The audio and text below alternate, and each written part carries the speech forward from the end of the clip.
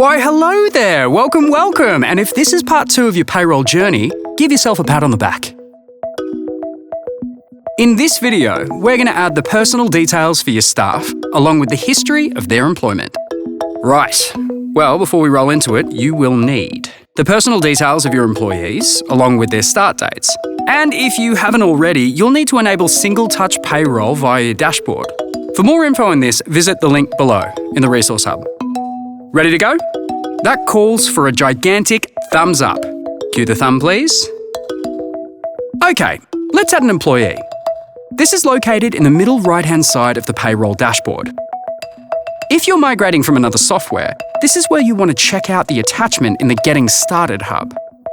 It has all the nitty-gritty details you're after. Now we need to pop in your employee's contact details. You can choose to keep payslips private, or if you'd like your staff to access their payslips, click Yes to turn on self-service. This will allow them to manage their personal details and apply for leave. Now cast your memory back, like way back. Okay, that's far enough. Have you got the start date for your employee? Cool. Now enter it in.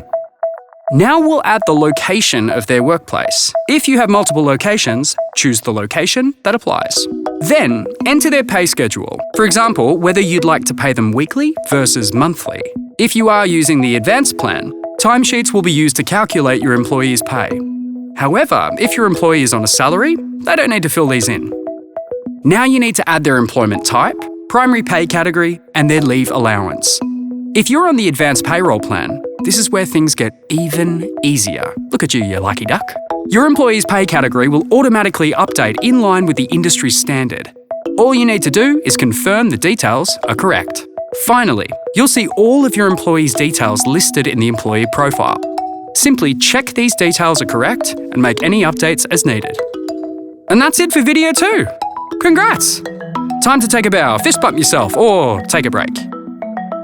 Next up, we'll be inputting your employees' banking and super details. See you soon.